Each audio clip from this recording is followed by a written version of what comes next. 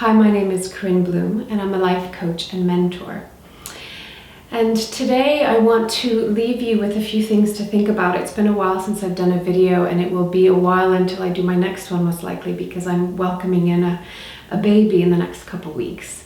But I wanted to share, I guess the biggest thing that I've come across, that I've seen both in working with clients and people that come to my workshops, and also my own experience, because I always feel like I want to share my own experience, because it's really the way that we learn as individuals. And the biggest thing that I've seen is this differentiation, or maybe I should say a lack of differentiation between who we are and what we do, what we produce, what we create, what we cultivate in the world. And so many of us, as I've talked about a lot, carry limiting beliefs about who we are. The most common being, I'm not good enough, or I'm not worthy, or I'm not lovable. And we are constantly measuring who we are, and if we are good enough, and if we feel validated by what we do in the world.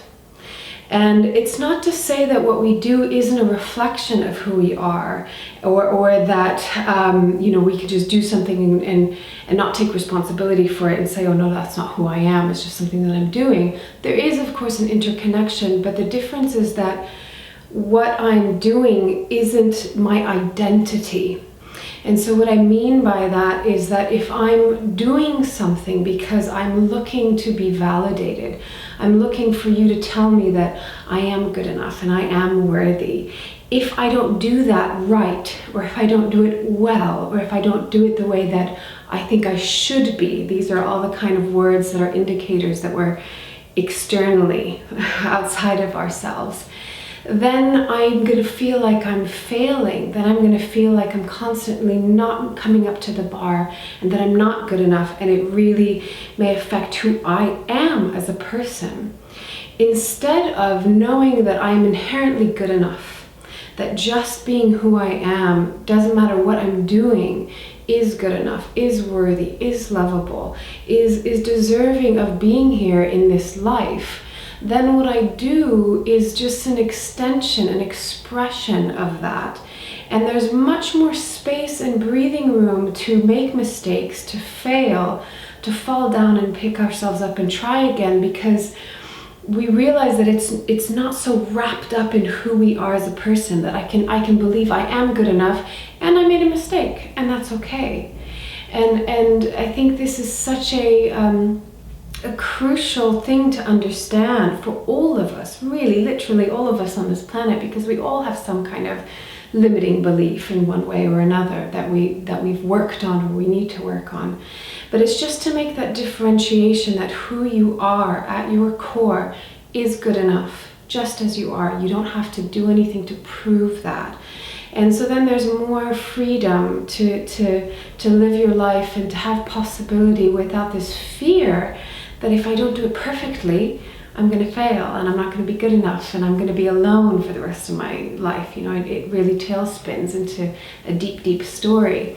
So I'm talking about this today because I feel like it's something that's really important, and if you can bring it into your thoughts, into your meditation, into your practice of just, can what you're experiencing, can what you're feeling and thinking be okay? Can you accept yourself within these experiences? Can you be kind to yourself? Because we really are our worst critic, and we can be incredibly judgmental. And when we hear the words should, I should do this, or I shouldn't do that, that's often, again, an indication that we've left ourselves, we're outside of ourselves, and we're comparing ourselves to something that is outside of us. So can you bring it back to yourself and just know that you're good enough, that you're worthy of being here, that you deserve to live the life that fulfills you and brings you joy and brings you passion. It doesn't have to all be about suffering or struggle or obstacle. Not to say that there isn't struggle and obstacle and challenges, because there certainly are lots of those in life, but how we approach it is how we ultimately take care of ourselves in that process. So I invite you to just kind of plant that seed or set that intention that as you go about your life, as you go about your work, as you go about your relationships, can you come back to yourself and just begin with the feeling that you are inherently good enough as you are. And then what you do, let that have some fluidity, no need to be so rigid or judgmental around that. So I hope that's been helpful as something to just think about and to set the intention. And I always say to people, it's very, very simple. If it becomes too complex, then you've maybe gotten too big. It's always very simple. Just come back to yourself.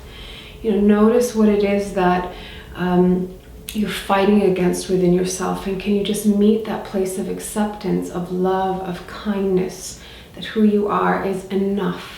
It's simply enough. And then go from there. So I hope that's been helpful, and I wish you well on your journey.